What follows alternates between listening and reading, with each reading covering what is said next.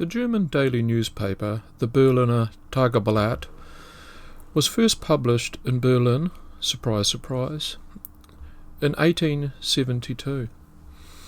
It had become the second largest newspaper by the advent of World War I in July of 1914.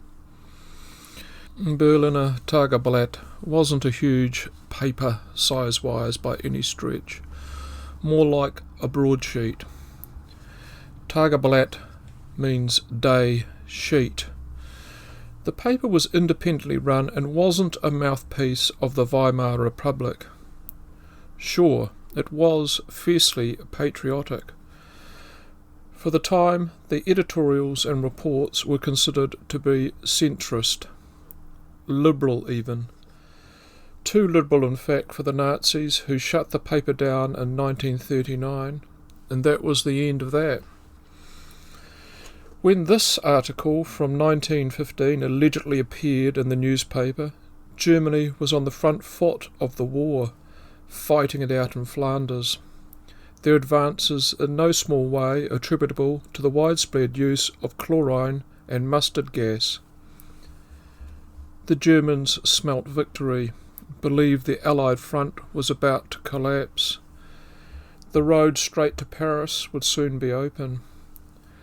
This belief was further reinforced as Britain's attempt to open a second major front against the Allies, the Turks, faltered in Gallipoli. Such was the German confidence the Allies would soon be defeated and forced to sue for peace on their terms. Plans were already being made for a new global hegemony, with Germany now the global power. Auf Wiedersehen, British Commonwealth. That's the background to the article I'm about to read out that was apparently published in the Berliner Tageblatt. Maps of the plans as well. It all came from an impeccable source, an Anglican minister, the Reverend H.N. Roberts, a vicar attached to the New Zealand forces who spoke and read German. Roberts arrived in New Zealand in 1909 and was based in Fairlie for a bit before heading north to inland Canterbury. His recollections of this article are somewhat paraphrased. Let me read out the article Roberts said he saw in the German newspaper. It's a real eye-opener. After dealing with England, it will be necessary to finish the United States, and after that, there will only be Japan to oppose German domination of the world. We have spent a lot of money at Samoa, but it is not a good harbour. Therefore, it will be necessary for us to get to New Zealand, where there is a harbour, Akaroa, that could easily be made impregnable. Akaroa? You mean the sleepy seaside village 90 minutes out of Christchurch? Not Auckland? The town where a bomber crashed into the centre of it in World War II, and this very YouTube channel did a video on it, link below, hint hint. Let's continue. Banks Peninsula, where Akaroa is situated, is a mountainous peninsula that could easily be fortified so that it could not be taken from the plains. The inhabitants of New Zealand are indolent, pleasure-loving people, and we would make them work to complete the fortifications that would make Akaroa impregnable against any nation and a base for attacking Japan or any other power in the Pacific.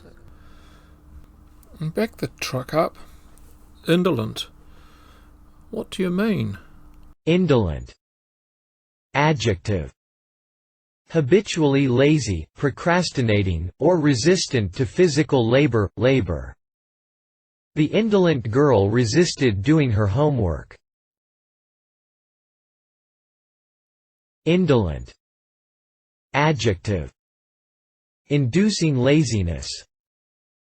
Indolent comfort. I'm going off this Rev bloke. Back to the article. The New Zealanders are so indolent that they do not utilise the magnificent rivers they have, which, if harnessed, could produce power to run many manufacturers and producers of munitions or anything else they liked. End of article.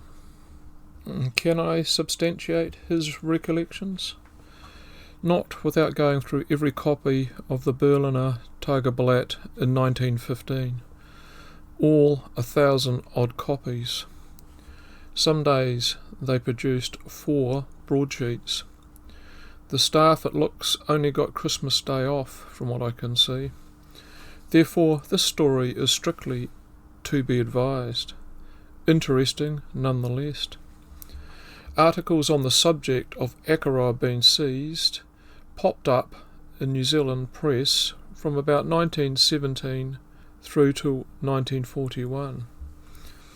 Whether they were simply stoking the fire of German hatred with a fictional or embellished account, and by painting a country in total servitude if the war was lost, a future where Kiwis would find themselves working away in German-run armaments factories, suddenly having to give a crap about life, the only opportunity to pleasure ourselves being out of the sight of our new masters, or merely it was re-emphasising the real threat posed to New Zealand's sovereignty if Britain fell.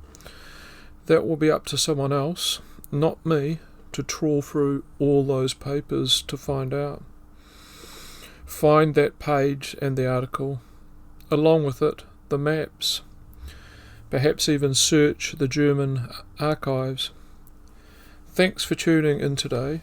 Don't forget about that second video I've made on Akaroa. I will spot you next time with more interesting things from NZ. Right now, I'm off to be highly indolent and grab myself a beer. Ask the wife about the definition of pleasure. I seem to have forgotten.